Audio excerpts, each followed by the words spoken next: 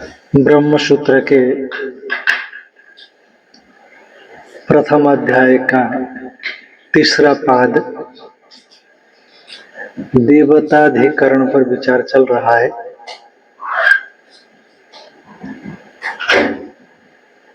तो पहले तो देवताधिकरण में यदि देवताओं की विग्रहवत्ता स्वीकार करेंगे तो कर्म में विरोध बताया। पहले तो ये बात आई थी कि शास्त्र में मनुष्य का अधिकार है और शास्त्र प्रतिपादित ब्रह्म ज्ञान में सभी का अधिकार है। तदुपरि अभी बादरायण संभवात, तो ये देवताधिकरण का पहला सूत्र है। तो कहा देवताओं में भी संभव है। कहा क्यों? विग्रहवत्ता होता है, श्रवण कर सकते हैं, अर्थित्व हो सकता है। शक्त तत्व देवता में ये प्रतिभाद भेद है।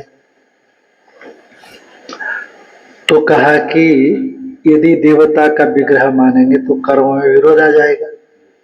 कर्म के देवता होते हैं तो उन कर्मों में देवता अंग भाव को प्राप्त करते हैं। तो विग्रहवत्ता होने से देवता एक कर्म में अंग भाव को प्राप्त करेगा और दूसरे कर्म में जा नहीं सकता। कहानी ऐश्वर्य योग से वो सभी में जा सकते। अथवा एक व्यक्ति भी अनेकों के द्वारा अंग भाव को प्राप्त करता है। जिस तरह से एक आचार्य सभी शिष्यों से नमस्क्रियमाण हो जाता है, तो उसी तरह से दो प्रकार के अर्थों से वो समाधान कर दिया, कर्म में प्राप्त विरोध का समाधान कर दिया। अब कहते हैं कि यदि विग्रहवत्ता देवता में मानेंगे तो वैदिक शब्दों से विरोध आ जाएगा। पहले कर्म में विरोध दिखाया, अब किसके साथ? वैदिक शब्दों के साथ। वो कैसे? वैदिक शब्द को नित्य मानते हैं, शब्द को नित्य मानते हैं और शब्द और अर्थ का संबंध भी नित्य है। शब्द का और वैदिक शब्द और उनके अर्थ का संबंध भी नित्य है। और पर यदि आप जैसे मान लीजिए कि इंद्र शब्द है वैदिक, तो उसका अर्थ जो इंद्र इत्यादि जो भी अर्थ होगा, बताएंगे अर्थ क्या क्या होता है। तो नित्य शब्द का नित्य अर्थ से नित्य संबंध है, महाप्रलय पर्यंत ऐसे समझना। क्योंकि यूं तो वेदांत में नित्य एक ब्रह्म ही, दूसरा ही नहीं, पर कोई आपेक्षिक नित्यता। तो महाप्रलय के बाद वेद की उत्पत्ति हुई, तो महाप्रलय पर्यंत वेद रहेगा, फिर उसके बाद वेद लुप्त हो जाता है, कारण में चला जाएगा। तो महाप्रलय पर्यंत वैदिक शब्द और उसका अर्थ, ये दोनों में नित्य संबंध, दोनों नित्य और दोनों का संबंध भी नित्य, ऐसी मान्यता है। जैसे बागर्थ विव संपृक्तो बागर्थ प्रतिपत्तये जगतः पितरो वंदे पार्वती परमेश्वरो।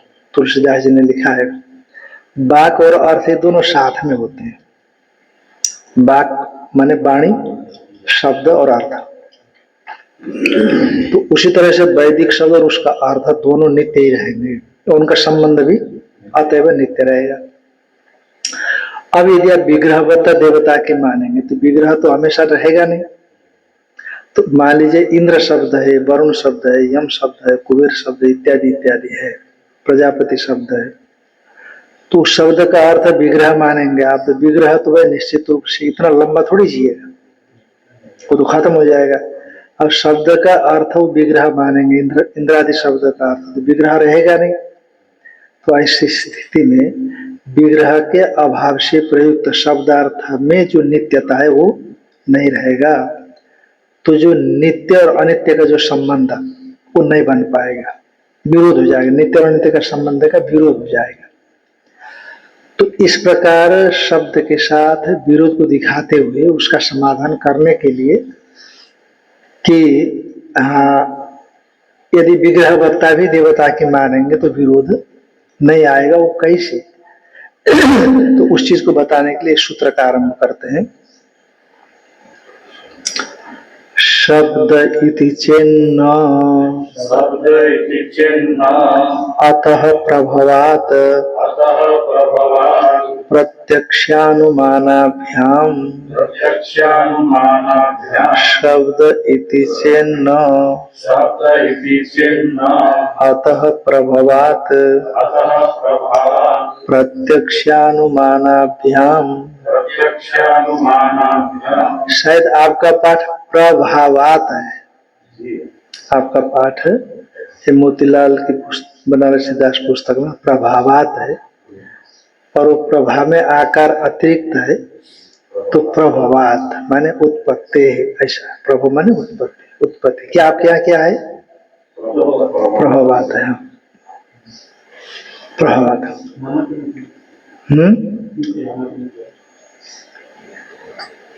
हाँ, प्रभावात दिया है। कहा देवता देवों की विग्रहवत्ता स्वीकार करने से कर्म में प्राप्त विरोध को परिहार करने पर भी विग्रह तो अनित्य होते है कि नहीं? विग्रह अनित्य होते, तो विग्रह अनित्य होने से वैदिक शब्द का अर्थ नित्य माना जाता है, का शब्द भी नित्य माना जाता है। वो महाप्रलय पर्यंत इतना ध्यान रखना। तो इसीलिए विग्रह अनित्य होने पर वैदिक शब्द और अर्थ का जो नित्यता है वो नित्यता नहीं बन पाएगी, तो नित्यता के साथ विरोध आ जाएगा। अर्थात शब्दे विरोधा इति से, विरोध का वहां से अनुवृत्ति ले आना। कर्मणि विरोध इति चेत पालसूत्र है ना, कर्मणि विरोध कर्मणि इति चेत अनेक प्रतिपत्तिर दर्शनात्। विरोध को यहाँ शब्द वेद विषय विरोध, वेद विषय मैंने वेद वाक्य, विषय मैंने वेद वाक्य में विरोध है। वो विरोध कैसे हमने आपको बता दिया। वैदिक शब्द का वैदिक अर्थ से नित्य संबंध माना जाता है। जब अर्थ और शब्द दोनों नित्य हो गए तो संबंध भी नित्य हो गया। वो कब तक? महाप्रलय पर्यंत से नित्य है। तो अब यदि विग्रह मानेंगे तो इतना लंबा तो एक प्रजापति को छोड़कर के कौन जिएगा? जीता नहीं है। तो वो जब अर्थ नहीं रहेगा, इंद्र शब्द का विग्रहवत्ता अर्थ नहीं रहेगी, तो केवल शब्द रहेगा, तो शब्दार्थ की नित्यता नहीं रही ना। तो इसीलिए विग्रह अनित्य होने से शब्द में विरोध हो जाएगा, क्योंकि वेद के अर्थ की नित्यता है, और नित्य वेद शब्द और अर्थ जो विग्रहवत्ता है वो अनित्य हो गया, तो नित्य और अनित्य का क्या होगा? विरोध हो जाएगा। और अनित्य विग्रहवत देवता यानी अनित्य विग्रह वाला देवता नित्य वेद शब्द का अर्थ है, ऐसा स्वीकार करने पर शब्द का अर्थ के साथ जो नित्य संबंध वो नहीं रहेगा। अभाव होने से शब्दे विरोधा, जैसे विरोध कर्मणि ऐसा था, उसी तरह से शब्द एकारांत है, वो सप्तम का एक वचन। शब्द विरोधा, वेद वाक्य में विरोध है, और विरोध कर्मणि में विरोध जो शब्द है वहां का अनुवृत्ति यहाँ ले आना, तो क्या हो गया? शब्द में विरोध आ जाएगा। इति चेत, तो यदि ऐसा आप आशंका करो होते न, ऐसा कोई विरोध नहीं आता। का क्यों नहीं आता? का अतः प्रभावात, क्योंकि वैदिक शब्द का उच्चारण करके ही परमेश्वर प्रजापति ने इस संपूर्ण जगत को बनाया। जैसे भू ऐसा उच्चारण करके भूवर्लोक को बनाया, ऐसा कभी कभी आया है पीछे कहीं। भुव ऐसा उच्चारण करके अंतरिक्ष को बनाया, स्व ऐसा कहा करके स्वर्ग को बनाया। तो इसलिए वैदिक शब्द ऐसे जगत बना है। कहा महाराज वैदिक शब्द से जगत बना है आप कहते हो, और आप पीछे कहा करके आए हो जन्माद्य से यतः, है कि नहीं? यतो वैमानि भूतानि जायन्ते, यतो जातानि जीवन्ति, यत प्रयन्ति अभिसंविशन्ति, तद विजिज्ञासस्व तद ब्रह्म। क्योंकि अभिन्न निमित्त उपादान कारण जगत का कौन है? ब्रह्म है। और आप वैदिक शब्द से जगत की उत्पत्ति बता रहे हो यहाँ पर। परस्पर में विरोध हो गया कि नहीं हो गया? कहा नहीं, ब्रह्म अभिन्न निमित्तोपादान कारण है, पर निमित्त कारण तो कहीं हो सकते हैं ना, ब्रह्म तो है ही, और साथ में अन्य भी निमित्त कारण हो सकते हैं। जैसे मिट्टी से हम कपालद्वय का निर्माण करते हैं, कपालद्वय का, पहले कपालद्वय से घट बनता था, तो मिट्टी से कपालद्वय बनाते हैं, अथवा मिट्टी से मटका बना लेते हैं, सुराई बना लेते हैं। परंतु ये तो हो गया उपादान कारण, समवाय कारण बोलते हैं वो लोग, ये हो गया उपादान कारण वेदांत के मत में। मैंने नैयायिक वैशेषिक उसको क्या बोलते हैं? समवाय कारण बोलते है कि नहीं?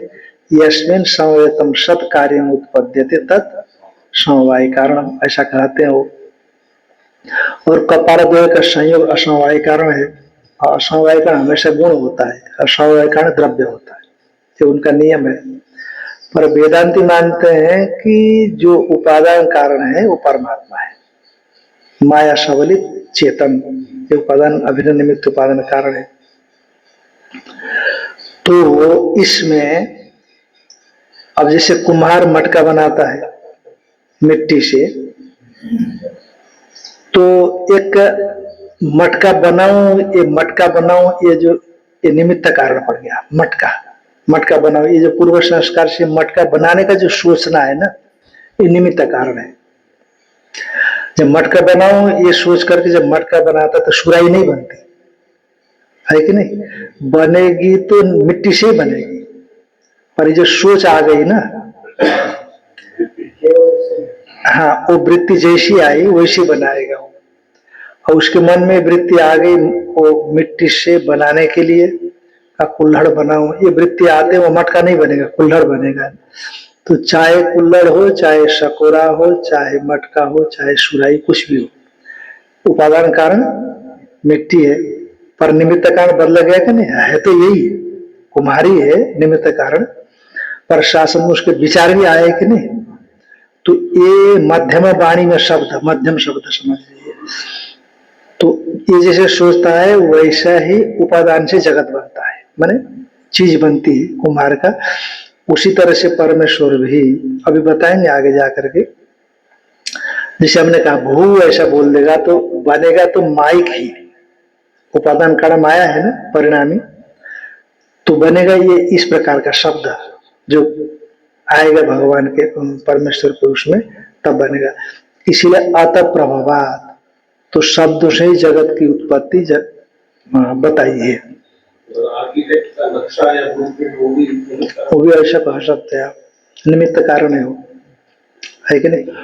वो नक्शे के हिसाब से हम मटेरियल लेकर के स्ट्रक्चर खड़ा कर लेते हैं, तो स्ट्रक्चर के प्रति उपादान कारण तो वो चीजें हो गई, जो पार्थिव चीजें हो गई वो हो गई, पर ये जिसके बुद्धिमाग है ये निमित्त कारण पड़ गया कि उसी हिसाब से बन रहा है। तो ये आपने कैसे जाना कि वैदिक शब्द निमित्त बन करके ये जगत उत्पन्न होता है? का प्रत्यक्षानुमानाभ्याम, प्रत्यक्ष कहते हैं श्रुति को, का श्रुति को प्रत्यक्ष क्यों कहते हैं? का श्रुति अपने प्रमाण के लिए किसी की अपेक्षा नहीं रखती है। जैसे सूरज प्रकाशित होने के लिए किसी सूरजांतर की अपेक्षा नहीं रखता, तो उसी तरह से वैदिक जो शब्द है मैंने श्रुति है, और श्रुति उसके द्वारा प्रतिपादित अर्थ में स्वयं प्रमाण है। जैसे श्रुति ने कह दिया तो वह आंख मूंद करके मान लीजिए, बस श्रुति ने कह दिया, आपको दिमाग लगाने की जरूरत नहीं, समझने के लिए दिमाग लगाना है। और अनुमान, अनुमान कहते स्मृति को, है ना? श्रुति के अनुकूल जो स्मृति होती है उसको अनुमान को स्मृति कहते हैं। तो किस प्रकार से शब्द प्रभाव जगत को जाना गया? तो कहता प्रत्यक्ष अनुमानाभ्याम, श्रुति और स्मृति से जाना गया। श्रुति स्मृति क्या है आगे बताएंगे कि जो है हाँ, भू इति भूर्लोक की उत्पत्ति किया, स्व भुव इति भूर्लोक की उत्पत्ति किया, स्व इति स्वर्लोक की उत्पत्ति किया, ये भी आता है। और अनादि निधना वेदा इत्यादि शब्द आएगा आगे जाकर के। अनादि निधना नित्या भागवत सृष्टा स्वयं भुवा आदो वेदमयी दिव्या यथा सर्वा प्रवृत्तया, ऐसी जो स्मृति वाक्य है उससे।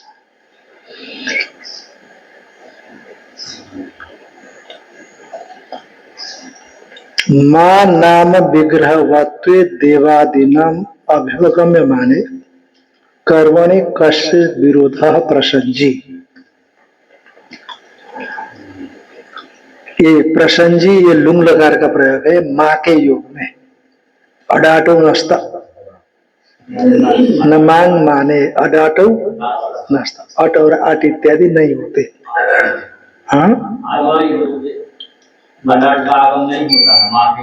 माँ के योग में अट और आठ का आगम नहीं होता। न मांग योगे अडाटो नस्त, ऐसे वहां पर है। तो ये प्रसंजी ये लुंग लकार है, तो ये माँ सबसे पहले आया, ये माँ का योग है, इसलिए वो अप्रसंजी ऐसा नहीं बना। अट और आठ आगम नहीं हुआ। और टित होने से टितात्म ने पदाना तेरे नहीं, ऐसा नहीं। टित की तो टितात्म में पदान तेरे, ऐसे थोड़े। आद्यंतो टकित हो, टित की तो नहीं। अब सूत्र ही बोल रहा है, क्या करें। आद्यंतो टकित हो, ट और क इत जिसमें है, यदि टित हो तो आदि में होगा, कित हो तो अंत में होगा। तो यहाँ पर टित होने से अट और आठ में टित है, इसीलिए प्रसंजी के आदि में हो जाएगा। तो इसलिए अप्रसंजी बनना चाहिए था, पर सूत्र आया कि होता नहीं है, माँ का योग है, इसलिए और आ नहीं हुआ उसमें। मानाम विग्रहवत देवादिनाम अभिपगम्य माने कि देवादियों की विग्रहवत्ता आप स्वीकार कर लेंगे तो सब क्या कर लेने पर कर्मणि कश्चित् विरोध मां प्रसंजी, कर्म में कोई विरोध नहीं आएगा। ठीक है, कोई बात नहीं, ये विरोध का परिहार तो पहले कर दिया ना। पूर्व सूत्र में जो बताया गया था उसका सार ले रहे हैं कि देवादियों की विग्रहवत्ता स्वीकार कर लेने पर कर्म में कोई भी विरोध नहीं आता है। ये जो आपने बताया है ठीक है, नहीं आए कोई बात नहीं। मानव कश्चित विरोध प्रसंगी, कोई विरोध प्रसक्त न हो। शब्द विरोध प्रसज्जेत, पर महाराज शब्द में तो विरोध आएगा। तो कैसे आएगा? एक जबरदस्त सूत्र है, औत्पत्तिकम शब्द से अर्थेन संबंधम आश्रित अनपेक्षत्वात् इति वेदस्य प्रामाण्यम स्थापितम। बड़ा संक्षिप्त रूप से, लंबा सूत्र है, बड़ा संक्षिप्त रूप से भगवान भाष्यकार ने इस सूत्र को उठाया, वो कट करके उठाया, पूरा नहीं लिया। तो सूत्र है औत्पत्तिकस्तु शब्दस्यार्थेन संबंधस्तस्य ज्ञानम उपदेशो अव्यतिरेकश्चार्थेन उपलब्धि तत्प्रमाणम बादरायण अनपेक्षत्वात्। ये सूत्र है, यह सूत्र नहीं मिलेगा आपको, इधर उधर से ढूंढना पड़ेगा।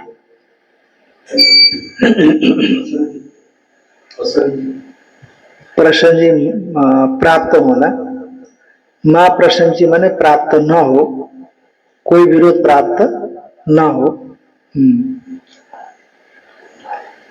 प्रसंजी माने प्राप्त, अप्रसंजी है और मां जोड़ देने पर प्राप्त न हो, ऐसा अर्थ है, नहीं हुआ ऐसा। तो कहा औत्पत्तिका में शब्द से अर्थ है संबंधम, संबंध तस्य ज्ञानम उपदेशो अव्यतिरेकश्चार्थ अनुपलब्धे तत्प्रमाणम बादरायण अनपेक्षत्वात्। जैमिनी सूत्र है 1:1:5 का, 1:1:5 का सूत्र है। तो उसका तात्पर्य क्या है कि महाराज शब्दस्य अर्थेन संबंध औत्पत्तिकम, मैंने शब्द के साथ, शब्द का अर्थ के साथ जो संबंध है औत्पत्तिक है, उत्पत्ति से ही है, बराबर है, माने स्वाभाविक है, माने कैसा है, अनादि नित्य है, अनादि नित्य है। जब से उत्पन्न हुआ कोई शब्द है तब से लेकर के जब तक महाप्रलय नहीं होता तब तक वैदिक शब्द का अर्थ के साथ संबंध नित्य है। माने वेद वाक्य घटक। अब जैसे वैदिक शब्द हो गए कि नहीं, से अग्निहोत्रम जुहुयात, से अग्निहोत्र शब्द है। हाँ, इंद्रो माया भी पूर्वरूप ईयते, जैसे इंद्र शब्द हो गया, माया भी माया शब्द है, पूर्वरूप इत्यादि शब्द है, ईयते इत्यादि शब्द है। उसका अर्थ के साथ संबंध कैसा रहेगा, नित्य रहेगा, ऐसा है। तो कहने का मतलब औत्पत्तिकस्तु शब्द से अर्थ न संबंध, माने औत्पत्ति का अर्थ है नित्य है, अनादि नित्य स्वाभाविक है।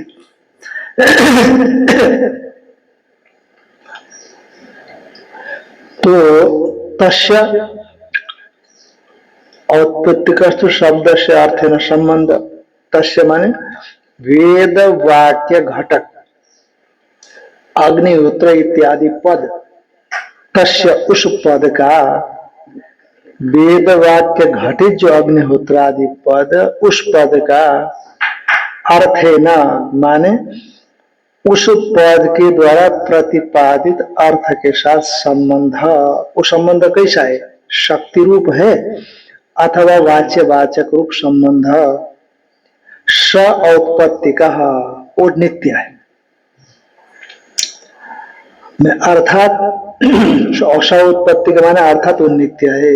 इसीलिए वैदिक शब्द माने जो अग्निहोत्र इत्यादि जो धर्म का प्रतिपादक है, तो तस्य ज्ञानम ज्ञायते अनेन इति ज्ञानम, ज्ञायते अनुमाप्यते अनेन इति ज्ञानम प्रमाणम। इसीलिए वैदिक शब्द धर्म के प्रति स्वयं ही प्रमाण है, किसी दूसरे, ज्ञान माने प्रमाण समझते हैं। ज्ञायते अनेन इति ज्ञानम, जाना जाता है जिससे, प्रमाण से वस्तु को जाना जाता है, तो इसीलिए प्रमाण का मतलब होता है ज्ञान। इसीलिए वैदिक शब्द से जो अग्निहोत्र आदि है उनसे बोधित जो अर्थ है उस अर्थ का ज्ञान, माने अर्थ के प्रति प्रमाण, वो वैदिक शब्द ही है, नित्य है। इसीलिए वैदिक शब्द अग्निहोत्र धर्म के प्रति ज्ञान अर्थात करण है, ज्ञापक प्रमाण है। तो ज्ञापक प्रमाण है और अनुपलब्धे अर्थे, माने जो अर्थ प्रत्यक्षादि प्रमाणों से, अनुमान इत्यादि प्रमाणों से अनुपलब्ध है, उस अनुपलब्ध अर्थ में उपदेशा वैदिक विधि माने यजेत आदि, यजेत इत्यादि वैदिक विधि, उपदेश माने विधि, यजेत इत्यादि यही अव्यतिरेक, अव्यतिरेक है ना, अव्यतिरेक माने अव्यभिचारी विषय के प्रतिपादक है। उपदेश माने यजेत कहाँ पर, अनुपलब्ध अर्थ है, जो अर्थ प्रत्यक्ष अनुमान इत्यादि प्रमाणों से अनुपलब्ध है, उस अनुपलब्ध अर्थ में उपदेश माने वैदिक शब्द यजेत इत्यादि वह अव्यतिरेक, वो अव्यभिचारी अर्थ का प्रतिपादक है, विषय का प्रतिपादक है। इसीलिए अनपेक्षत्वात्, इसलिए तत्प्रमाणम, वो प्रमाण है वह अनपेक्षत्वात्, माने प्रत्यक्षादि प्रमाण की वो अपेक्षा वैदिक शब्द नहीं रखता है। इसी हेतु से विधि घटित वेद वाक्य प्रमाण है, धर्म के प्रति प्रमाण है, ऐसी बात बादरायण आचार्य भी मानते। वैदिक शब्द धर्म के प्रति अपने आप प्रमाण है, ऐसा बादरायण भी मानते हैं। तो उस प्रकार से यहाँ पर शब्द का अर्थ के साथ विरोध हो जाएगा।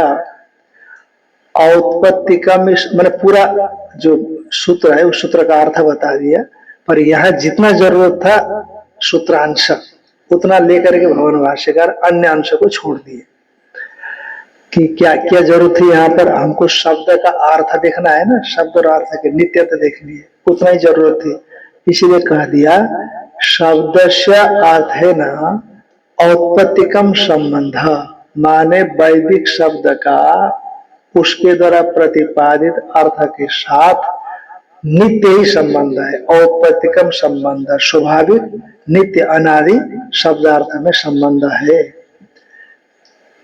इति, क्यों संबंध है का, इसमें क्या प्रमाण है? कहते अनपेक्षित्व, श्रुति किसी प्रमाण की अपेक्षा ही नहीं रखती है।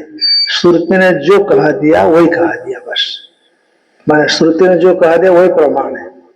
तो कहते ने एक बार कहीं पर कुछ चल रहा था शास्त्रार्थ, तो किसी संत ने कहा कि इसमें क्या प्रमाण है? कहीं इसमें फलाना प्रमाण है, अपना नाम लेकर के बोले इसमें फलाना प्रमाण है, अपना नाम लेकर के। कि ये प्रमाण नहीं होता, आप प्रमाण नहीं होते, है कि नहीं? आप उसमें प्रमाण नहीं होते। तो का उनको बड़ा धक्का लगा, बोलते महाराज जी कभी कभी सुनाते थे, धक्का लगा। तो व्यक्ति प्रमाण नहीं होता ना, व्यक्ति, क्योंकि आपसे प्रमाण पूछा जा रहा है तो निश्चित तौर पर आपकी बात में वजन कहाँ से मिल रहा है ये पूछा जा रहा है कि नहीं? कहाँ से बोल रहे हो, इसका मूल क्या है ये पूछा जा रहा है। आप कहोगे कि मैं ही प्रमाण हूं, आप तभी प्रमाण माने जाओगे जब आपकी बात को शास्त्र समर्थन मिल रहा हो, है कि नहीं? इसलिए आचार्य शंकर कहीं पर भी ये नहीं कहते कि मैं प्रमाण हूं, है कि नहीं? इसलिए शास्त्र प्रमाण है। और जगह जगह स्मृति शास्त्र को उद्धृत करते हैं, जगह जगह श्रुति को उद्धृत करते हैं, और ये कह करके नहीं जाते हैं कि मैंने जो बोल दिया वही सत्य है, क्योंकि कल हमको न मानने वाले लोग भी आएंगे, पर शास्त्र तो शाश्वत होना चाहिए। तो इसीलिए जो वाक्य है लिखे गए हैं वो शाश्वत होना चाहिए, और शास्त्र उसमें समर्थन देता है तब तो ठीक है। यदि शास्त्र समर्थन नहीं है तो क्या करेंगे, तुम तो उसको हटा देंगे, तो ये अशास्त्र, इसको हटाओ। विद्वत समाज में फिर सम्मान नहीं होता। हाँ, जहाँ शास्त्र कुछ नहीं कह रहा है, आप युक्ति से चीजों को सिद्ध कर रहे हैं, शास्त्र विरोध नहीं आ रहा है, फिर तो कोई बात ही नहीं। कई बार भी किसी बात को लेकर के आपस में हो जाता है कि वो अपना करेंगे और शास्त्र नहीं बोले, ऐसा ही। हाँ, वही तो बात है ना, इसलिए तो हमको तर्क करना पड़ रहा है। वेदांत में तर्क इसलिए करना पड़ रहा है क्योंकि शास्त्र की बातों को विपक्षी लोग काटते हैं, इसलिए उनकी बातों को काट करके शास्त्र के सिद्धांत को स्थापित करने के लिए हमें तर्क करने की आवश्यकता है। वेदांत वाक्य कुसुम ग्रथनार्थत्वात् सूत्राणाम, वेदांत वाक्य, वेदांत क्या बोला? हाँ, वेदांत वाक्य कुसुम ग्रथनार्थत्वात् सूत्राणाम। ये सूत्र किस लिए है? वेदांत सूत्र का वेदांत वाक्य रूप जो कुसुम है, पुष्प है, उसको संग्रहित करने के लिए ये सूत्र है। धागे में इसे फूल संग्रहित होता है, होते हैं, उसी तरह से वेदांत वाक्य इन सूत्रों में संग्रहित होते, संग्रहित होते हैं, संबंधित होते हैं। इसीलिए है, तर्क करने के लिए नहीं है, परंतु चूंकि वेदांत के विरुद्ध तर्कों को स्थापित किए जाते हैं तब हमको तर्क करना पड़ता है, ताकि वेदांत सिद्धांत सुस्थिर रहे। इसी तो वो टॉर्च ले आओ है ऊपर से।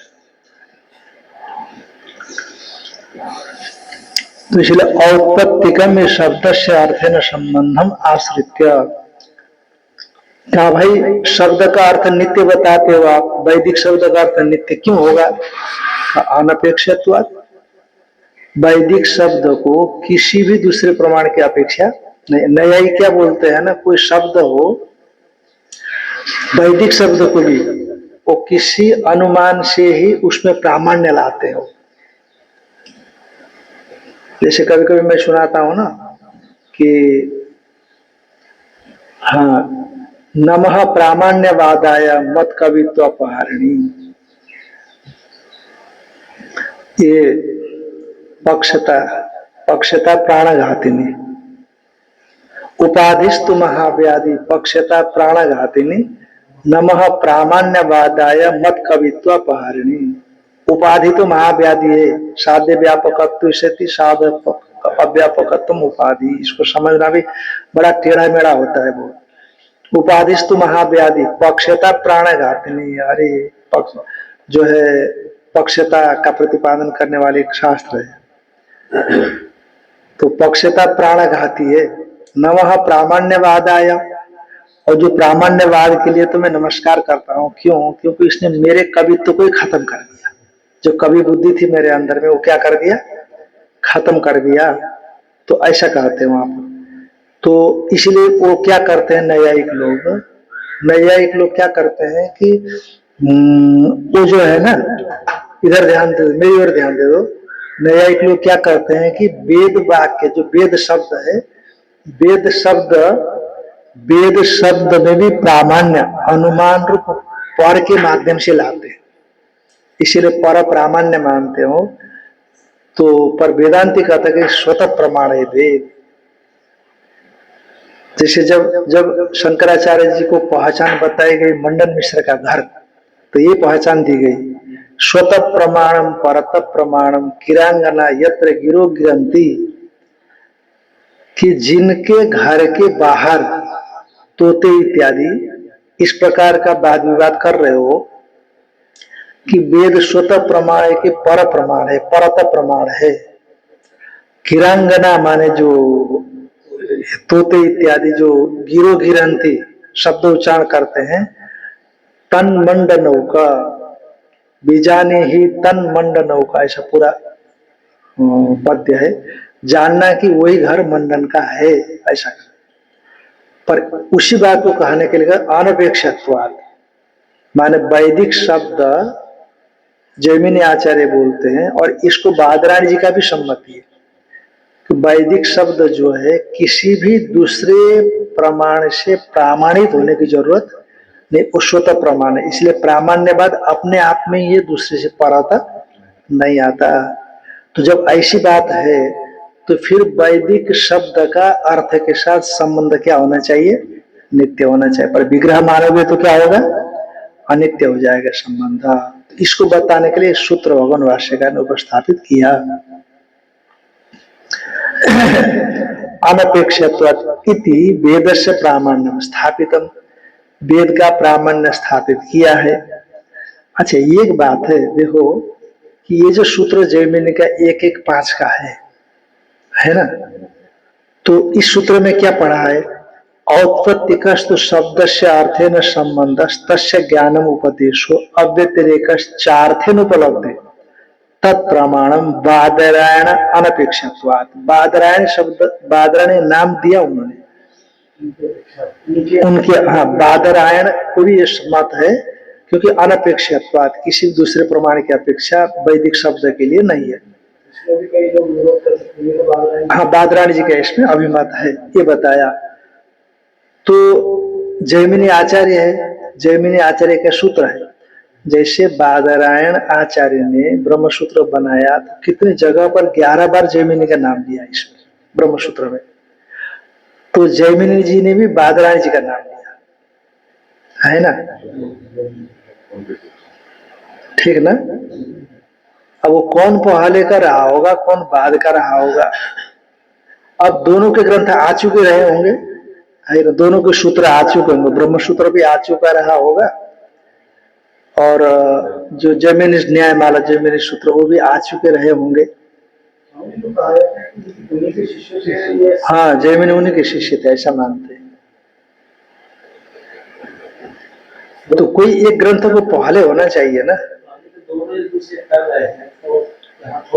हाँ, यदि पहले जैमिनी न्यायमाला पहले थी तो वो जैमिनी का सिद्धांत पकड़ में आया, या गुरु शिष्य बैठ करके चिंता करते होंगे, विचार करते होंगे, है कि नहीं? तो उसमें जैमिनी का सिद्धांत, शायद जैमिनी न्यायमाला पहले रही है। तो जैमिनी न्यायमाला के हिसाब से जब देखा बादरायण ने कि जो उपनिषदों का सिद्धांत खंडित हो रहा है, फिर उन्होंने इस सिद्धांत को स्थापित किया। तो स्थापित किया तो फिर बादरायण शब्द कैसे आया? बाद में आया ना, होते तो पहले आ गया, मान लीजिए, ऐसा माना जाए तो। पर ये समझना कि बादरायण व्यास जी का नाम है, तो व्यास जी ने इसकी रचना की है, तो व्यास जी से के शिष्य जैमिनी थे, तो व्यास जी ने तो पढ़ाते समय जैमिनी को बताया ही होगा ना। तो उनके बादरायण जी का ये सिद्धांत था, उन्होंने उल्लेख कर दिया इसमें सूत्र में, ऐसा हो सकता है, अथवा कोई दूसरा भी हो सकता है कि नहीं, उसको ढूंढना पड़ेगा। जैसे ये सदाचार के दृष्टिकोण से अगर देखें, गुरु का जब नाम ले रहे हैं तो उसके आगे कोई विशेष ऐसी उपाधि या आदर या सम्मानात्मक शब्द का प्रयोग नहीं, सूत्र में नहीं करते ऐसा। तो कम से कम शब्दों में जो सूत्र का लक्षण है ना, सूत्र का क्या लक्षण है? अल्पाक्षरम असंदिग्धम सारवत विश्वतो मुखम अस्तोवम अनबद्यंच सूत्रम सूत्र विदु विदु। इसलिए सार अर्थ निकल आवे, पर क्योंकि नाम बादरायण था इसलिए वो तो उल्लेख करना ही था, इसीलिए हो सकता। सम्मान आदर को कौन करते? हाँ हाँ वही, हाँ मतलब सूत्र में नहीं होगी, आगे पीछे तो मर्यादा रखेंगे। तो ये बात हो गई वेदस्य प्रामाण्यम स्थापितम। अच्छा ठीक है, ये तो सिद्धांतिक पक्ष से बता दिया। अब क्या कहना चाहते हैं, या विरोध कैसे आ रहा है, क्या कहना चाहते हैं, है ना, विरोध कैसे आ रहा है?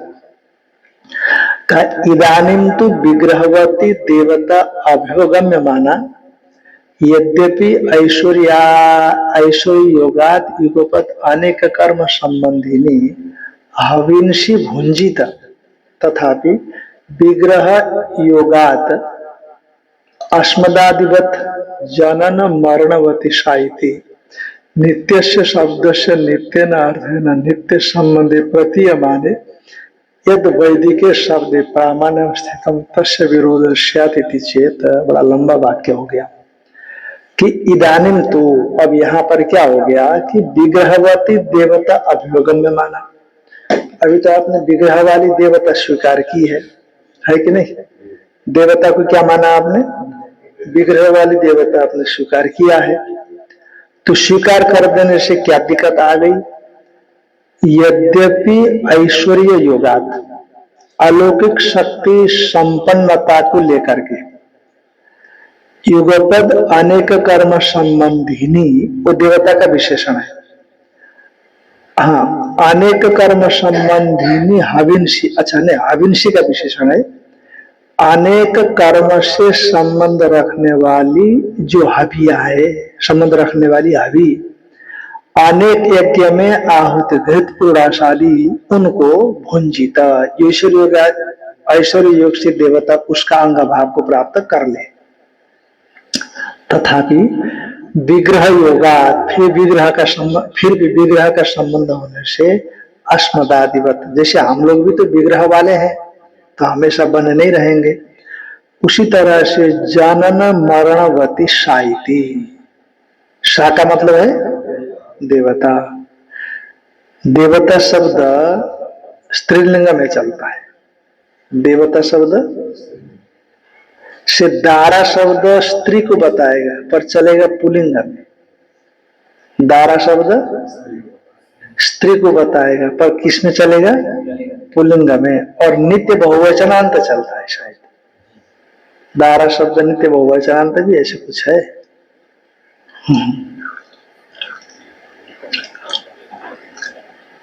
इसलिए ऐश्वर्य युगपत अनेक कर्म संबंधिनी हविंसी भुंजित तथा विग्रह योगाद, विग्रह के संबंध से, जैसे विग्रह के संबंध से हम लोग जन्म और मरण को लेने वाले होते हैं, उसी तरह से देवता भी जन्म मरण वाला होगा।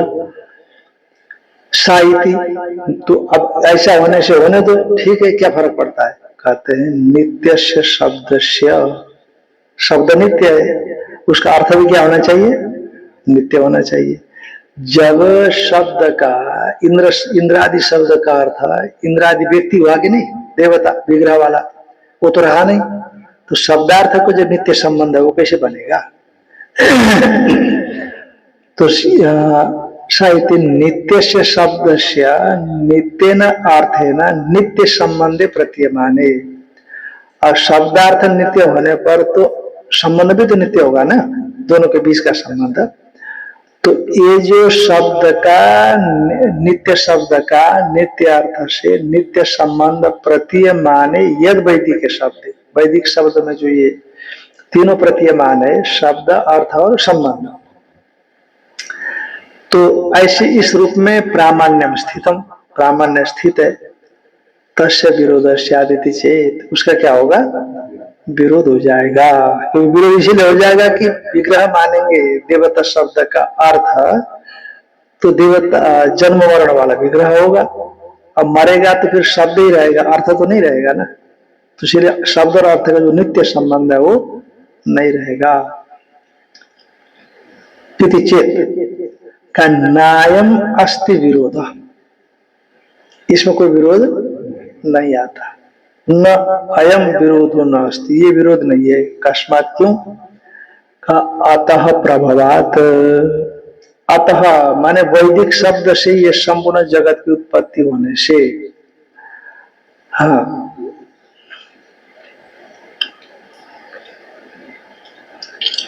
अतः प्रभवात, विरोध न होने से, माने अतः एवं ही वैदिकात शब्दात देवादिकम जगत प्रभवति। अतएव माने प्राक देवतोत्पत्ति, देवताओं की उत्पत्ति से अव्यवय पूर्व में स्थित जो जगत है, शब्द है, तो प्राग देवतोत्पत्ति स्थितात् वैदिकात् एवं शब्दात्, वैदिकात् शब्दात् देवादिकम जगत प्रभवति, देवादि जगत उत्पन्न होता है, निमित्त कारण है ना, उससे होता है। कहा कि अब जब देवादि शब्द से जगत उत्पन्न होता है, ऐसा सुना पूर्व पक्षी ने। का पीछे तो अब जन्मादि जगत की उत्पत्ति तो ब्रह्म से कहा आपने, तो दोनों में विरोध आ रहा है, शब्द उत्पत्ति जगत की और ब्रह्म उत्पत्ति जगत की, दोनों में विरोध आ गया कि नहीं। तो पहले उसको विरोध को तुरंत पकड़ लेता है पूर्व पक्षी। ननु जन्माद्यस्य यत इत्यत्र ब्रह्म प्रभवत्वम जगतो अवधारितम, कि जन्माद्यस्य यत, ये एक एक दो ब्रह्म सूत्र में ब्रह्म प्रभवत्वम जगतो अवधारितम, क्योंकि जगत ब्रह्म से उत्पन्न होता हुआ है ऐसा निश्चय किया गया है। तो कथम यह शब्द प्रभवत्व उच्यते, यहाँ कैसे कहते कि शब्द से जगत, वैदिक शब्द से जगत उत्पन्न हुआ है, होता है, ऐसा कैसे कहते हैं आप। एक सवाल तो ये है, और दूसरी बात यह है अपिच अपिच यदि नाम वैदिकात् शब्दात् अस्य प्रभावो उपयोगत कथम एतावता विरोध शब्द परिणत यावता वशवो रुद्र आदित्या विश्व देवा मरुत इति एते अर्थ अनित्याव उत्पत्तिमत्वात्। का मान लो कि वैदिक शब्द से ही जगत की उत्पत्ति हुई है ना। माने मान लो कि ये तो बात हुई कि वैदिक शब्द से जगत उत्पत्ति आपने कहा। अब यहाँ तो हमारे ये सवाल तो ज्यों का त्यों है कि आप जन्माद्यस्य यत इत्यादि सूत्र में जगत की उत्पत्ति ब्रह्म से बता चुके हैं, है कि नहीं। अब यहाँ से बताएंगे तो विरोध तो आएगा कि नहीं आएगा। तो कैसे यहाँ पर शब्द प्रभावत्व उच्यते, एक विरोध मौजूद है। और दूसरी बात है अभी यदि नाम वैदिकात् शब्दात् अस्य प्रभाव, ठीक है, मान लेते हैं थोड़ी देर के लिए कि वैदिक शब्द से अस्य माने इंद्रादि समूह और ये जगत, ये जगत का प्रभाव माने उत्पत्ति अभियोगता मानते हैं। तो कथम यथावता विरोध शब्द परित, इतने से विरोध का परिहार कैसे होगा। माने वैदिक शब्द से इंद्रादि समूह की उत्पत्ति हुई कि नहीं, तो इससे विरोध का परिहार कैसे होगा। क्यों कहते हैं या बता, क्योंकि वशवो रुद्र आदित्य विश्व देवा मरुत इति एते अर्थ अनित्या एवं उत्पत्ति मत्वात्। ये सब अर्थ क्या है, शब्द का अर्थ अनित्य उत्पत्ति वाले होने से, फिर वही अर्थ अनित्य हो गया और शब्द नित्य हो गया। तो उत्पत्ति मत्वात्, तो उत्पत्ति मत्ता होने से कैसे शब्द प्रभाव कहते हो। तो इससे आप क्या कहना चाहते हैं कि अर्थ अनित्यता प्रयुक्त शब्दार्थ की अनित्यता बता दी गई। इसके द्वारा क्या बता दी गई, अर्थ अनित्यता प्रयुक्त शब्द और अर्थ की अनित्यता बता दी। ये शब्द का ये अर्थ है कि नहीं, वैदिक शब्द का, इंद्र शब्द का, वैदिक इंद्र शब्द का ये इंद्र अर्थ है, वज्र अस्त्र पुरंदर जो भी हो, पर ये तो हमेशा बना नहीं रहेगा, तो इंद्र नहीं रहा, तो ये दोनों के बीच का, ये दोनों नित्य थे, ये दोनों के बीच का संबंध नित्य था, अब ये नहीं रहा, है कि नहीं, तो ये नहीं रहा, तो अर्थ अनित्यता प्रयुक्त शब्द अर्थ की अनित्यता भी हो गई कि नहीं, अर्थ अनित्यता प्रयुक्त ये बताया, अर्थ अनित्यता प्रयुक्त शब्द और अर्थ की अनित्यता हो गई, अब जुड़ा नहीं रहा ना, तो अनित्य हो गया, एक ना होने से दोनों ना होने के बराबर हो गए, संबंध नहीं रहा, फिर संबंधी नहीं कहलाए। हाँ? नहीं, ऐसा इतना नहीं लेना कि जैसे मान लो, जैसे कि बाल, एक बाल निकल गया, वही तो नहीं रहा, थोड़ा बदला हुआ, ऐसा हो गया। जैसे अर्थ के अनित्यता प्रयुक्त शब्दार्थ की जो नित्यता थी वो नहीं रही, इतना हो गया। तो हाँ, तो यावता वशवो रुद्र आदित्य विश्वदेवा मरुत इति एते अर्थ अनित्य उत्पत्ति मत्वा, तो इस ऐसा कहा करके अर्थ अनित्यता प्रयुक्त शब्द और अर्थ की अनित्यता यहाँ पर बता दी गई। तो ठीक है, अर्थ अनित्यता हो गई, अर्थ में अनित्यता आ गई, तो क्या हो गया, तद अनित्यत्व, तद माने वश्वादि जो अर्थ है, इंद्रादि जो अर्थ है, जो इसे पहले का वशु रुद्र आदित्य विश्वदेव मरुत, इस शब्द का जो अर्थ है, तद अनित्यत्व माने वश्वादि अर्थ के अनित्य होने पर, तद्वाचिनम वैदिकानाम वश्वादि शब्दानाम अनित्यत्व किरण निवार्यते, अर्थ अनित्य होने पर शब्द जिस अर्थ को बताता है, अर्थ तो नहीं रहा, तो शब्द भी एक तरह से न होने के बराबर हो गया, उसकी अनित्यता, वो भी ये नित्य होता तो उसका स्वरूप अलग होता, जब अर्थ नहीं रहा तो वो शब्द भी एक तरह से जिसको बता रहा था वो भी न होने के बराबर है कि नहीं। तो इसमें क्या निकला, शब्द अनित्यता प्रयुक्त शब्दार्थ और नित्य संबंध का विरोध हो गया, है ना। तद अनित्यत्व माने वश्वादि अर्थ की अनित्यता से तदवाची जो वैदिक वश्वादि शब्द है उनका अनित्यत्व किर निवारित, वो भी क्या हो जाएंगे, अनित्य कहलाएंगे। तो शब्द अनित्यता से प्रयुक्त शब्दार्थ का विरोध दिखा दिया, शब्द अनित्यता प्रयुक्त शब्दार्थ का, पहले अर्थ अनित्यता प्रयुक्त शब्दार्थ का विरोध दिखाया था, है कि नहीं, अनित्यता दिखाई, और यहाँ पर शब्द अनित्यता प्रयुक्त शब्दार्थ की का विरोध दिखा दिया।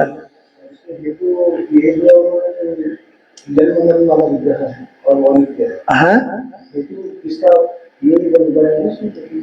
अर्थ की अनित्यता संबंधी, अर्थ अनित्यता संबंधी अनित्यता है, शब्द का भी कोई अर्थ नहीं निकला, इसलिए वो भी अनित्य माना गया। तद अनित्यत्व वश्वादि अर्थ के अनित्यता होने पर तद्वाचिनम वैदिकानाम वश्वादि शब्दानाम अनित्यत्व किरण, यदि मान लो ये शब्द ये अर्थ को नित्य, ये शब्द इस अर्थ को नित्य बताता है ना, ये शब्द इस अर्थ को नित्य बताता है, तो उनका संबंध भी नित्य हो गया, बराबर बने रहे, है ना। और यदि अर्थ अनित्य हो गया तो ये शब्द नित्य कैसे रहेगा, ये तो नित्य अर्थ को बताने वाला था ना, तब नित्य संबंध था, जब इसने इसको बताया और अनित्य हो गया तो ये भी तो अनित्य हो गया ना। कभी इस अर्थ को बता रहा है जब तक अर्थ है, जब अर्थ नहीं है तो नहीं बताएगा, तो नित्य तो नहीं रहेगा। तो इसलिए शब्द अनित्यता प्रयुक्त शब्दार्थ में विरोध भी दिखा दिया गया।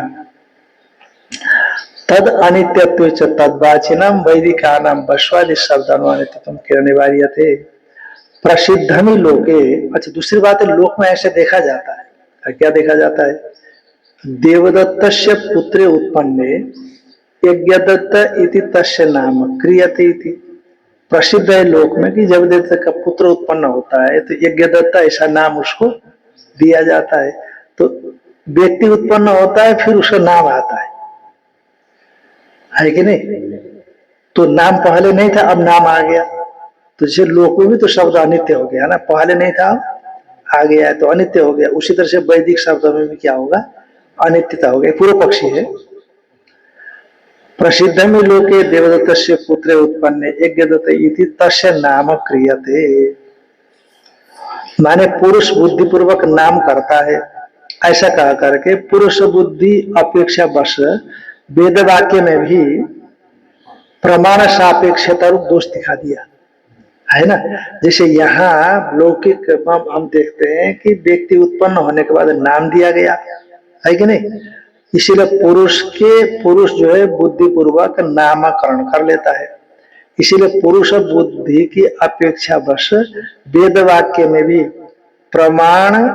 प्रमाणांतर की सापेक्षता, जैसे हमारी बुद्धि सापेक्ष नाम आ गया ना व्यक्ति का, व्यक्ति पैदा होने पर, उसी तरह से वैदिक शब्द में भी पुरुष बुद्धि सापेक्षता रूप दोष प्रदर्शन कर दिया गया।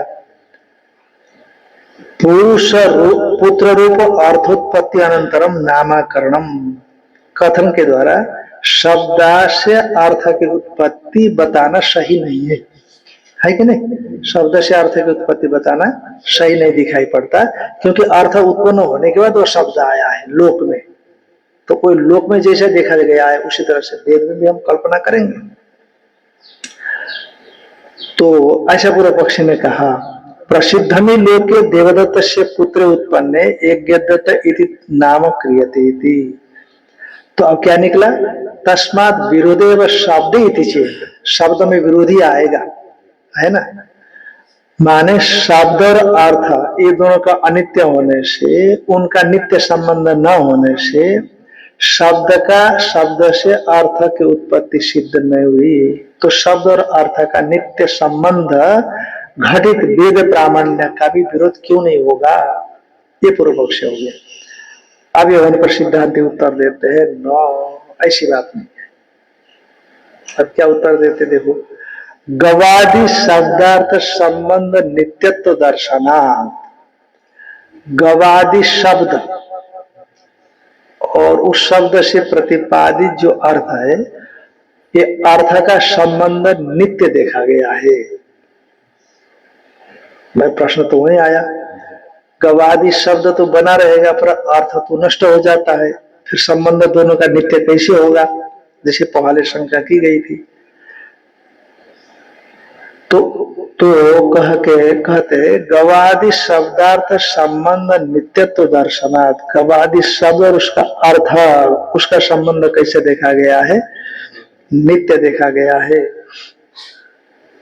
का भाई गो व्यक्ति तो अनित्य है, जो गो व्यक्ति है ना, गो व्यक्ति, अरे महाराज हमारी गो चली गई, गो शब्द तो बोलता है पर गो शब्द का अर्थ जो होता है वो चली गई इसीलिए चिंता करता है। गो शब्द तो है ना उसके पास, तो इसीलिए कहा नो गो व्यक्ति अनित्यत्वात्, गो व्यक्ति अनित्य होने से, माने गो व्यक्ति माने गो शब्द प्रतिपादित जो व्यक्ति है वो अनित्य होने से, गो शब्द में सब कथम तस्य नित्य संबंध, गो शब्द के साथ उसका नित्य संबंध कैसे होगा? यानी गो शब्द तो है पर गो व्यक्ति को भी होना चाहिए ना। तो कहा नहीं, गवादि व्यक्ति नाम उत्पत्ति मत्व तद आकृति नाम अपि उत्पत्ति मत्व स्यात्। गो शब्द का अर्थ गो शब्द का अर्थ गो अर्थ नहीं लेना, व्यक्ति नहीं लेना, बल्कि गोत्व जाति ले लेना। गो शब्द का अर्थ क्या हुआ? गोत्व जाति। भले ही गो व्यक्ति मरे पर जाति नित्य मानते हैं वेदांती भी, प्रलय काल स्थायी, प्रलय काल तक रहने वाला। गो व्यक्ति तो है, गो शब्द तो है, और गो व्यक्ति चला गया, पर गो शब्द से प्रतिपादित जो गोत्व जाति है वो तो रहेगी ना। माने जैसे एक गौ मर गई तो दूसरे गौ तो रहेगी ना, तो इस गौ में गोत्व जाति रहेगी, वो मर गए तो तीसरे में गोत्व जाति रहेगी। उसी तरह से जितने भी चीजें हैं, जो शब्द का अर्थ है वो शब्द का अर्थ उसकी जाति है। अभी अलग अलग अर्थ बताएंगे। जाति भी शब्द का अर्थ होता है, पद भी शब्द का अर्थ होता है, उपाधि भी शब्द का अर्थ होता है। उसको लेकर के शब्द और अर्थ की नित्यता में कोई बाधा नहीं आती, अभी बताएंगे। अभी पहला अर्थ कर दिया गो शब्द का अर्थ गोत्व जाति, और जाति को नित्य मानते हैं। से गो शब्द, वैदिक शब्द गो नित्य है, तो उसी तरह से जो शब्द का अर्थ जाति हो गई वो भी क्या हो गई, नित्य हो गई। तो दोनों का शब्द और अर्थ के नित्यता पर तो संबंध भी क्या हो गया, नित्य हो गया। नहीं गवादी व्यक्ति नाम उत्पत्ति मत्व, गवादी व्यक्ति को उत्पत्ति होने वाले बताएंगे, माने मरण वाले भी बताएंगे, उत्पत्ति होने वाले बताएंगे तो मरण वाले भी बताएंगे, मान लेने पर तद आकृति नाम अपि उत्पत्ति मत्तम स्यात्, उसकी आकृति माने जाति, आकृति शब्द का अर्थ होता है जाति। तद आकृति माने गोत्वादि नाम, जो गोत्वादि जाति है वो जाति को भी उत्पत्ति मत्तम नहीं स्यात्, उसका उत्पत्ति मत्ता नहीं होती है। तो अब शब्द गो शब्द रहा, तो गो शब्द का अर्थ जो गोत्व जाति वो भी रही, तो इसलिए उनका संबंध क्या बना, नित्य बना रहा। स्वामी इसमें ऐसे कैसे देख पाएंगे, गोत्र जाति में कहेंगे, गोत्र जाति रहती है नित्य, और जो पदार्थ है वो अनित्य हो गया, अनित्य हो गया। जो गौ है वो अनित्य है। तो हमने अब कहा कि गोत्र जाति नित्य है, तो पदार्थ शब्द उसका अर्थ जो है वो भी नित्य है। और पहले इन्होंने कहा कि शब्द और अर्थ का नित्य संबंध है, ये साबित करने का यहाँ पे प्रतिपादन किया जा रहा है। तो इसमें जो गोत्र जाति हम कह रहे हैं, तो गोत्र जाति कहने की पहले किसी पदार्थ प्रलय काल जब सर्ग सृष्टि शुरू हुई उसमें एक प्रकार का पशु बना होगा, उसके बाद उस पशु का नामकरण किया होगा कि ये गौ है, तो गौ से गोत्र जाति उत्पन्न हुई। मतलब पहले तो पदार्थ आया, उसके बाद उसका नामकरण नहीं, पहले क्या आया, पहले उपादान कारण से है ना, अविनिमित्त उपादान कारण प्रजापति परमात्मा हो गया। तो अब गो शब्द उच्चारण पूर्वक गो अर्थ की उत्पत्ति हो गई, गो शब्द के उच्चारण पूर्वक वो जो उपादान कारण है कि नहीं, उस उपादान पहले सिद्धांत बता दिया ना, उस पर पूर्व पक्ष आया, माने शब्द न अत प्रभावत्वात् प्रत्यक्षानुमानाभ्याम, सामान्य तौर पर सिद्धांत पक्ष बताया, उसके बाद पूर्व पक्ष उत्थापित हुआ। तो अभिन्न निमित्तोपादान कारण परमात्मा गो शब्द से गो अर्थ की उत्पत्ति करा, तो गो अर्थ वो गोत्व जाति से विशिष्ट होकर के ही हुआ। कैसे हुआ, क्योंकि गोत्व जाति भैंस में तो नहीं रहेगी ना, गो में ही रहेगी। तो जब गो शब्द उच्चारण करते समय अभिन्न उत्पादन कारण से गो अर्थ की उत्पत्ति हो गई, तो जाति की भी उत्पत्ति हो गई। तो अब हम जब गो शब्द से उसका अर्थ ढूंढने लगे, तो हमारे सामने में पहले व्यक्ति आया, तो शंका होगी व्यक्ति तो मर जाएगा और शब्द का अर्थ नित्य संबंध कैसे बनेगा।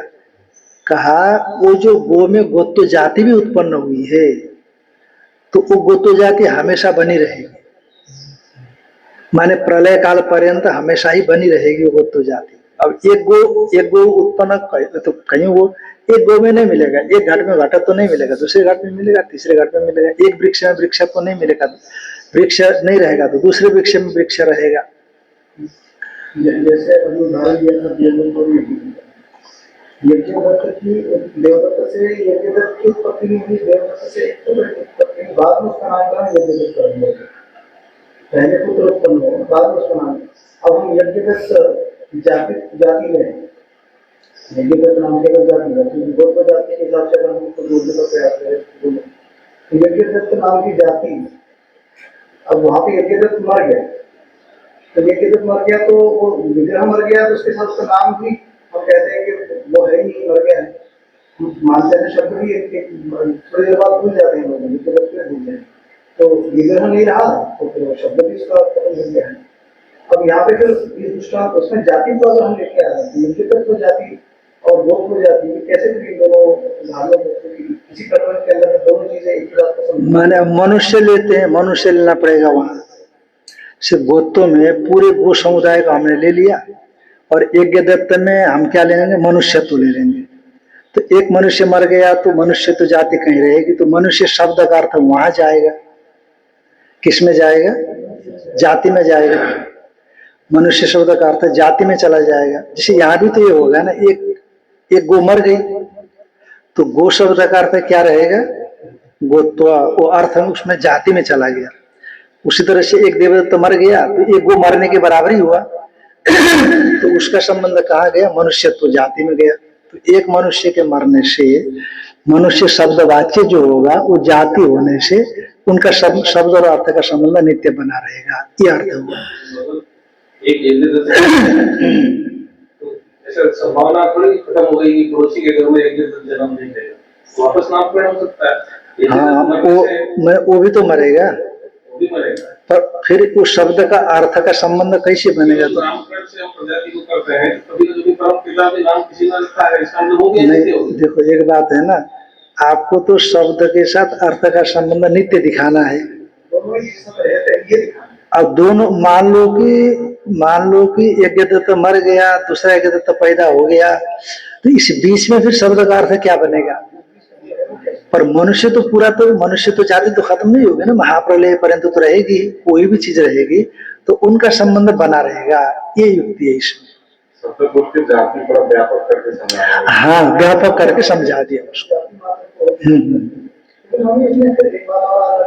जाति तो जैसे हम कहते हैं सृष्टि की मानव जाति, पशु जाति, जाति भी पहले उत्पन्न हुई है, उसके बाद तो जाति नाम है। हाँ, माने सृष्टि के उन्हें विशिष्ट होकर के उत्पन्न हुआ। जैसे पैदा होते ही वो जाति साथ में, जैसे व्यक्ति पैदा हुआ ना, जाति भी साथ में पैदा हुआ। अब व्यक्ति मर गया तो जाति बनी रही, ऐसा समझना। दोनों साथ में पैदा हुए, नहीं तो क्योंकि शब्द से यदि व्यक्ति मात्र बोलेंगे, जाति नहीं मानेंगे, तो उस समय में तो बिना जाति का व्यक्ति रहा ना भाई। सृष्टि के आरंभ में आप शब्द से अर्थ की उत्पत्ति होते समय केवल अर्थ मात्र की उत्पत्ति मानते हैं, तो वहां तो शब्द और अर्थ का संबंध बना नहीं ना। या मरते समय जाति कहां से आएगी? जैसे मान लीजिए ये शब्द है, सृष्टि के आरंभ में ये शब्द है, इसका अर्थ माने घोड़ा है, अश्व शब्द है, और सृष्टि के आरंभ में इसका अर्थ हो गया अश्व, ये अश्व शब्द हो गया, अश्व हो गया। और यहाँ मान लो अश्व होते होते जाति नहीं है, तो उसका अर्थ तो बिना जाति का ही अश्व रहा कि नहीं, है कि नहीं? और जब अश्व मरने लगा तभी जाति आ गई। क्यों? क्योंकि यहाँ तो आपको अश्व शब्द का अर्थ घोड़ा लेना पड़ेगा। अब घोड़ा मर गया तो अश्व शब्द का अर्थ क्या होगा? फिर अनित्यता आएगी ना शब्दार्थ में, इसलिए हमने जाति ले लिया, ताकि पहले हमने अश्व शब्द का अर्थ घोड़ा ले लिया, घोड़ा तो जिंदा है, दोनों का नित्य संबंध बना। अब चूंकि अश्व मर गया है, अब संबंध नित्य नहीं बन पा रहा है, इसीलिए अश्व तो जाति को ले लिया। नहीं, अश्व उत्पन्न होते समय अश्व तो जाति साथ में है, इसीलिए क्या हो गया, जैसे कि अश्व शब्द का अर्थ जाति हो गई सृष्टि के आरंभ से, और जब तक सृष्टि का अंत तक चलेगा वो उन दोनों का संबंध बना रहेगा, ये युक्ति है इसका। नहीं गवादि व्यक्ति नाम उत्पत्ति मत्वे तद आकृति नाम अपनी उत्पत्ति मत्वम स्यात्। तो जाति कहाँ कहाँ रहेगी? कहते द्रव्य गुण कर्मणाम ही व्यक्तय उत्पद्यन्ते न आकृतय। द्रव्य है, गुण है, कर्म है, वो जो व्यक्तियां हैं, व्यक्तियां ही उत्पन्न होते हैं, न आकृतय, माने जो तत्त द्रव्यादि निष्ठ जो जाति है वो उत्पन्न नहीं होती, माने व्यक्ति उत्पन्न होगा ना। जैसे मान लो अभी एक घट उत्पन्न हुआ, एक गौ उत्पन्न हो गई, एक छोटा सा बछड़ा उत्पन्न हो गया, तो जो उसमें वो जाति तो पहले से पड़ी हुई है, क्योंकि जाति तो सृष्टि के आरंभ से पैदा हो गई। जैसे मनुष्य की मनुष्यनिष्ठ मनुष्यत्व जाति सृष्टि के आरंभ से पैदा हो गई, तो जाति सभी में अनुसूचित है। जाति का लक्षण ऐसा है, एकम सर्वानुगतम जाति, एक है और सभी में अनुगत। मनुष्य संबंधी जाति ऐसा नहीं कि अनंत नहीं है, ये अनंत है, परंतु मनुष्य संबंधी मनुष्य एक है, अश्व संबंधी अश्व तो जाति एक है, और दुनिया में कहीं भी अश्व तो जाति एक है, और गो संबंधी गो तो जाति एक है, स्त्री संबंधी स्त्री तो जाति एक है। ऐसे तो जाति अनंत है, परंतु उस समुदाय से संबद्ध जो जाति क्या है, एक ही है, तो उससे भिन्न नहीं है। तो उसका मतलब ही होता है कि एक है, सभी में अनुगत है। ठीक है, तो व्यक्ति उत्पन्न होकर के मरते रहेंगे, पर जाति तो है ना, पहले से उत्पन्न है। और सामान्य करते करते विशेष में सामान्य में आ गए, देवदत्त हाँ, मनुष्य में आ गए, मनुष्य में आ गया, देवदत्त पुरुष जाति से देवदत्त मनुष्य जाति, मनुष्य जाति वहां ले आएंगे। पुरुष जाति तो हाँ, समुद्र हो गई, और पुरुष बस बस, समुद्र मानव हो गए। हाँ, मनुष्य हो गए, मनुष्य तो जाति। और मनुष्यों से इतर जीव जंतुओं को अगर हम असमग्र करें तो जीव हो गए, समस्त जीव हो गए। तो उसमें सारे पशु पक्षी, हाँ, सारे आ जाते हैं उसमें। और उसमें से भी और असमग्र करते जाए तो कहाँ जाएंगे? माने शब्दार्थ का भेद तो बना ही रहेगा, शब्द और अर्थ का जो संबंध है दोनों भेद बने रहेंगे, और संबंध नित्य बना रहेगा। संबंध में ना भेद है, और सृष्टि के भीतर में हमेशा बना ही रहेगा। हमको तो भेद ही प्रतिपादन करना है ना, यहाँ पर हमको अभेद में नहीं ले जाना। नहीं नहीं नहीं, या ये करना है कि विग्रहवत्ता देवता मानेंगे तो कर्म में विरोध आया, पहले उस कर्म का विरोध का परिहार कर दिया। और यदि विग्रहवान देवता मानेंगे तो शब्द में विरोध आएगा, तो उस शब्द में विरोध का परिहार करना अपने को। ये मतलब है ना, प्रकरण में क्या चल रहा है कि विग्रह वाले देवता मानेंगे तो कर्म में विरोध आ जाएगा। ठीक है ना, तो कर्म अलग है, कर्म करने वाले अलग है, देवता अलग है। तो उस विरोध का परिहार कर दिया कि देवताओं में ऐश्वर्य होता है, विरोध नहीं आएगा। ऐश्वर्य के योग से विग्रह बना देवता का, या तो सभी कर्मों में देवता अनेक विग्रह धारण करके बैठेगा, अंतर ध्यान शक्ति रहेगी, कोई देखेगा नहीं, अथवा एक होकर के भी सभी के द्वारा पूज्य हो जाएगा आचार्य के समान।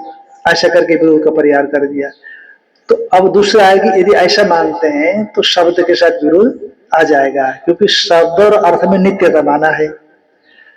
तो शब्द तो है पर अर्थ तो अनित्य हो गया ना, उत्पन्न विनाशी, तो विग्रह होने से अनित्य हो गया। तो इसका नित्यता कैसे बनाएंगे आप? तो नित्यता बनाने के लिए प्रयास है, इसलिए शब्द भी अलग है, उसका अर्थ भी अलग अलग है। अर्थ का भी किया लिया वर्तमान में, तत्त शब्द की जो तत्त जातियां हैं उन जातियों को अर्थ ले रहे, भेद बना ही रहेगा वो। हमको अभेद में नहीं जाना है, जो प्रकृति में जो विरोध आ रहा है ना उसका परिहार करना है, बस इतना ही। भेद बनाने के लिए प्रयोजन क्या है? हाँ, भेद वाला जो विचार तो बना के रखने का क्या प्रयोजन? मैंने उसका प्रयोजन पीछे से ढूंढिए, पीछे क्या आया? कर्म शास्त्र में अधिकार किसका है? मानव का है। और ब्रह्म ज्ञान में किसका अधिकार है? देवताओं का है। देवताओं का अधिकार बनेंगे तो देवताओं में शक्त तो कहां से है? शक्त तो चाहिए कि नहीं? मैंने शरीर विग्रह चाहिए कि नहीं? तो विग्रह होगा तभी उसमें सामर्थ्य आएगी श्रवण करने का। तो इस दृष्टि से वो भेद दिखाया, ध्यान में आए कि नहीं? पर हमको वेदांत में भेद दिखाना तात्पर्य नहीं है, पर जो प्रसंग में चला है उसके हिसाब से ये भेद दिखाना जरूरी है। हाँ, ये मत तो तस्माद विरोध शब्द इति चेत, तो शब्द और अर्थ में नित्यत्व होने, हाँ, शब्दार्थ का अनित्य होने से, उन दोनों में नित्य संबंध के अभाव होने से शब्द से भी अर्थ की उत्पत्ति सिद्ध नहीं होगी। तो इस प्रकार से शब्दार्थ का जो नित्य संबंध है और नित्य संबंध घटित जो वेद का प्रामाण्य, उसका विरोध क्यों नहीं होगा? ये पूर्व पक्ष आ गया। अब उसका समाधान करते हैं। गवादि शब्दार्थ संबंध नित्यत्व दर्शनात् नहीं गवादि शब्द व्यक्ति नाम उत्पत्ति मत्वे तद आकृति नाम की उत्पत्ति मत्व स्यात् द्रव्य गुण कर्मणामि व्यक्तव्य उत्पत्ति न आकृतया। ये व्यक्ति उत्पन्न होते नष्ट होते रहते हैं, पर आकृतियां एक बार उत्पत्ति होकर के बनी रहती है। आकृति भी शब्दानाम संबंधों व्यक्ति भी, इसे व्यक्तियों के साथ शब्दों का संबंध है नहीं है, अभी तो किन के साथ है? आकृतियों के साथ है। और व्यक्ति नाम अनंत्यात संबंध ग्रहण को करते, और व्यक्ति अनंत है, कहाँ कहाँ संबंध ग्रहण करेंगे? पर आकृति तो कैसी है? एक है। चाहे कोई भी हो, आकृति एक है, तो एक आकृति में संबंध का ग्रहण से शब्दार्थ का बोध हो जाता है। ओ